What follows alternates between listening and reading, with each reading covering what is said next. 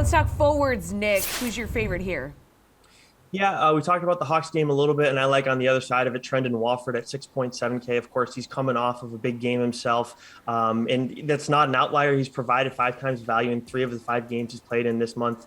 And the Hawks are 27th in defensive rating, and again, they're playing their third game in 4 days. I also like Scotty Barnes tonight if Fred Van Vliet doesn't go at 8K, and then Keldon Johnson too is another guy. If you're not looking to roster Murray necessarily, that's a good mid-range guy where you can save a little bit of money and play him at forward.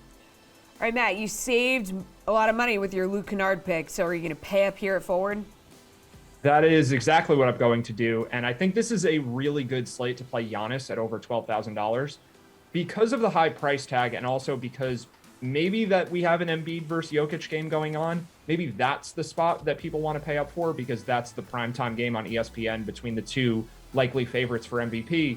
But the thing Giannis potentially has going for him is that Rudy Gobert is dealing with an injury to his calf again for the Jazz, and I think he's probably not going to play tonight.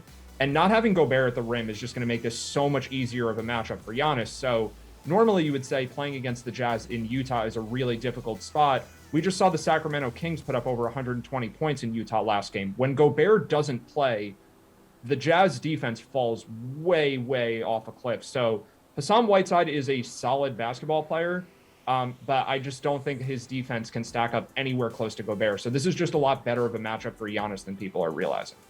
All right, Jeff, what's your strategy here at the forward position? I'm going with Miles Bridges at 7,800. Bridges, he's coming off a huge 53.5 point performance against the Pelicans, and he'll get a favorable matchup to keep it rolling tonight against the Thunder, like Nick touched on with Terry Rozier. Oklahoma City, they rank 27th in DraftKings fantasy points allowed to wings, so expect Bridges to pick up right where he left off against New Orleans. And last game was just the second time he had a usage rate of 25% or higher in his last 8 contests, but it worked out for Charlotte. Just look for him to keep building off of that positive momentum and stay aggressive tonight.